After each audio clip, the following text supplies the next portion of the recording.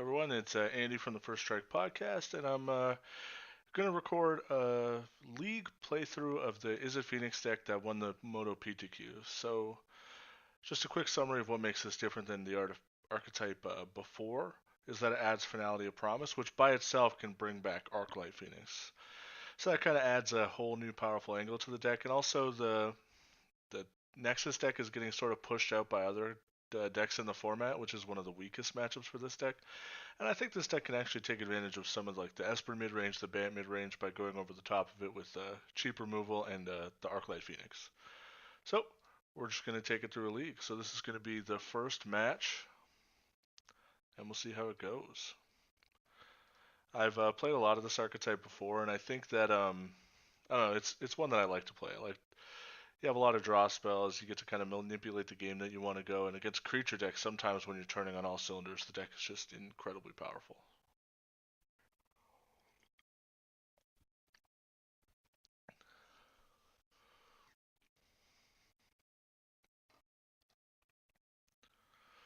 All right, we are on the draw.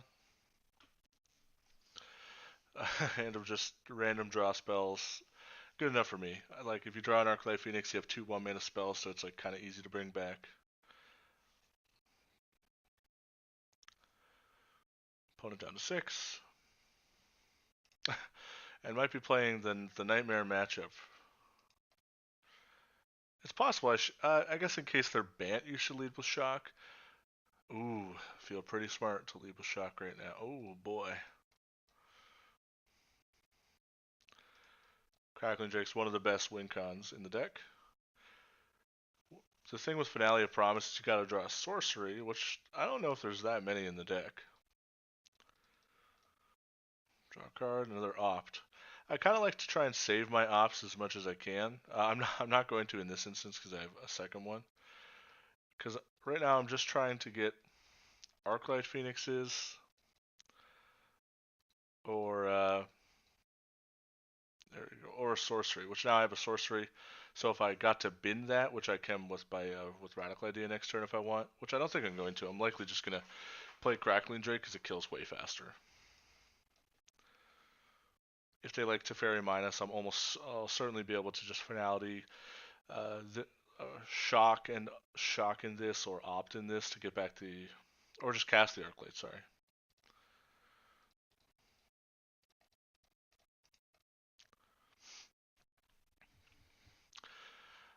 So the thoughts that I'm going through right now is like Teferi bounce it could be really good for my opponent. Not a lot else is good for them, so yeah, that makes sense. So this Teferi actually shuts off finale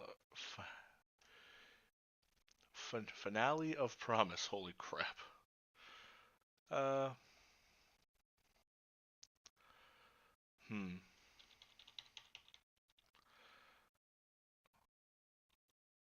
So I'm just trying to think of what to do. So my options are play Crackling Jake, say go, or I could Radical Idea, discard Phoenix, Radical Idea, discard something else, and opt.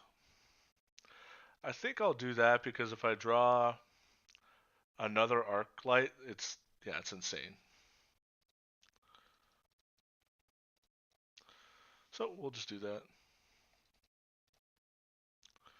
Don't need another land. Saheeli's really hard for these kind of decks to beat. And I don't foresee us losing.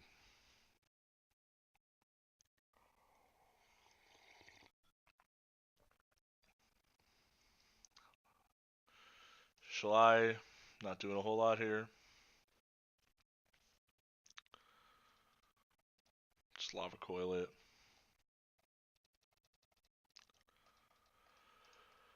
Play one of those, attack for 6. There's not a lot to talk about during this because it's just such a massive beating.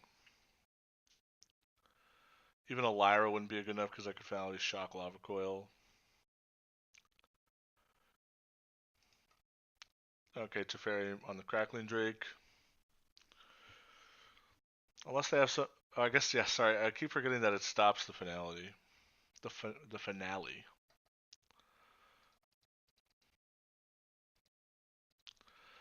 Alright, just going to do this to make a lot of creatures.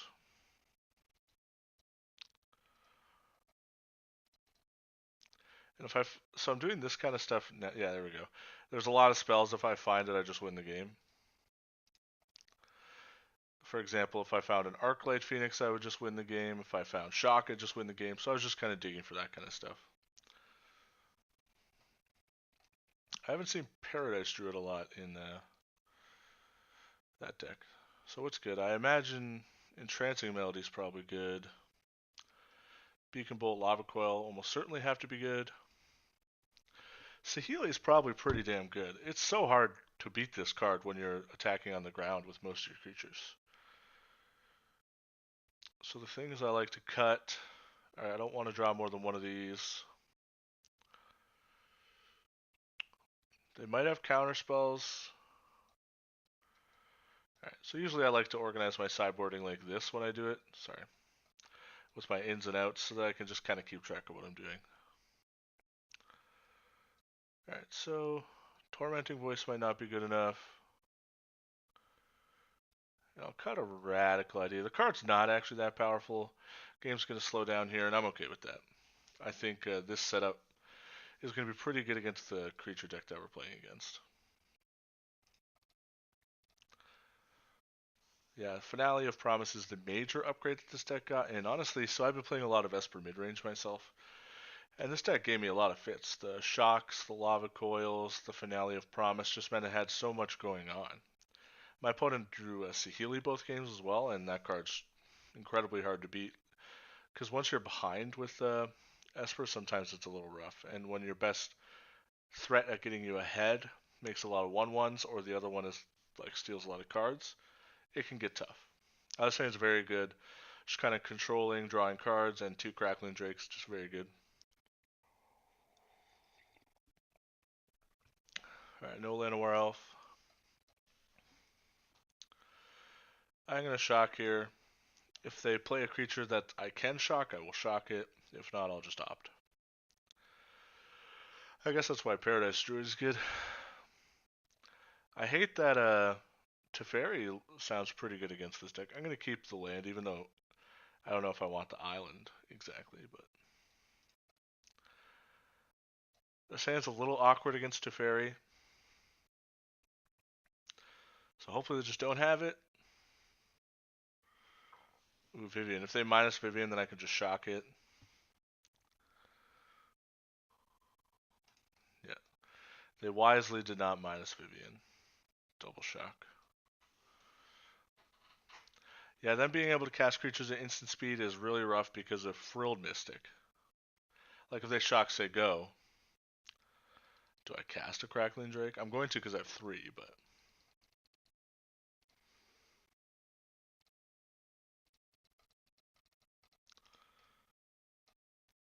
Oh, they didn't have that. They could have a plethora of other things, though.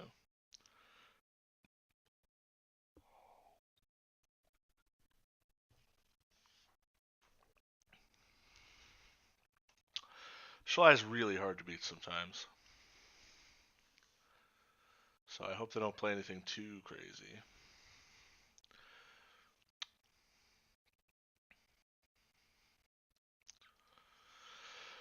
Play Electromancer, and then I'm going to try and Lava Coil Shalai.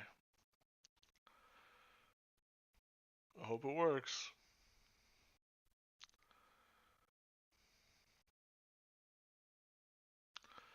Alright, that doesn't bother me. Can't counter anyway. I guess I'll attack Vivian for 2. If they block, I'll shock Shalai. If they don't, then at least Vivian's down. Next turn I can Finale. Opt in Lava Coil. And that sounds pretty good. They only have 2 cards left.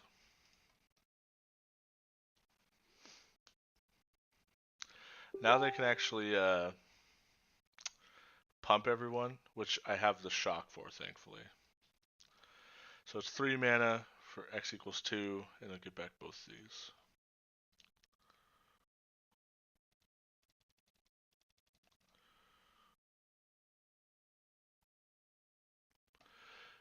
X can't be less than 2. X is currently 2. Done.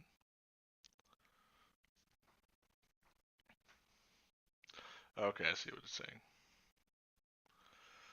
Alright, here and cast opt.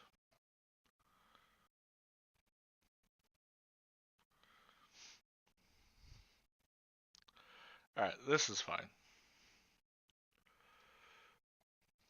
I don't need a radical idea.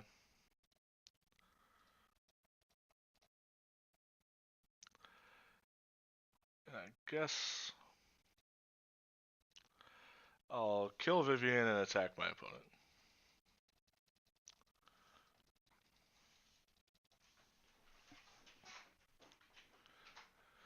So I guess like the big Krasis, but I have Entrancing Melody for a Krasis. Bond of Flourishing seems like a weird card to have in your main deck or bring in against me.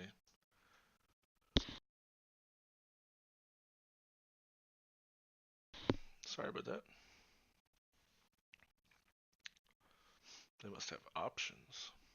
Or they're just going to pack it in.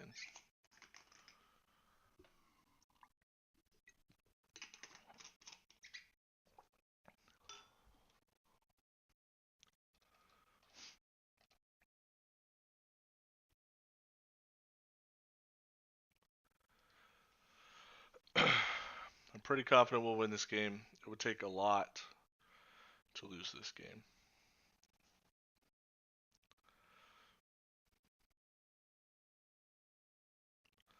Like we have, yeah, we got so much going on. Frilled Mystic. Well, they can't cast it.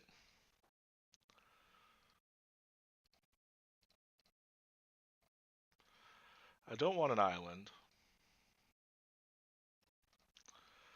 I will Discovery.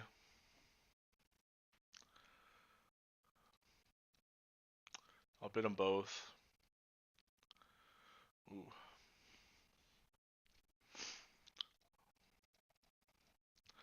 So Finale, Shock, and Discovery Dispersal.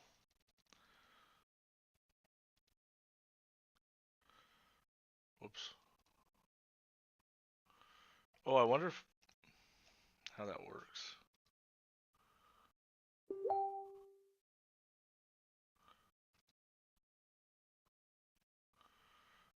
I have no clue how this card works with Discovery Dispersal. Shock this. I think it won't let me do it because Discovery Dispersal technically costs like 1,000,000 mana. Alright, so I'll just cast another Drake and attack. I assume they're going to realize that they don't have double blue because they tapped wrong. In fact, this might even just be the concession. Trying to beat these both at the same time is an awful lot.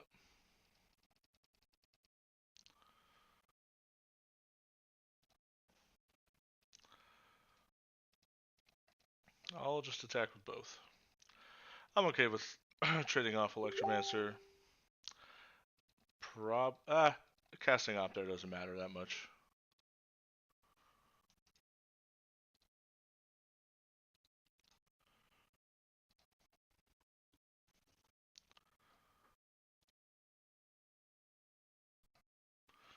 Ooh. That is something that could get them back into it. I don't think it will. They also tapped wrong, so they don't have Frilled Mystic up again. Our opponent's not playing perfectly. I'll take a Lava Coil.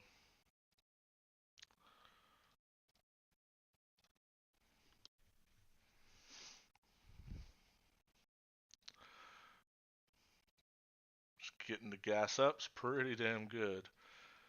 Discovery. Bin it. I'll draw that. Hitting an Arclight would be nice. That's also fine.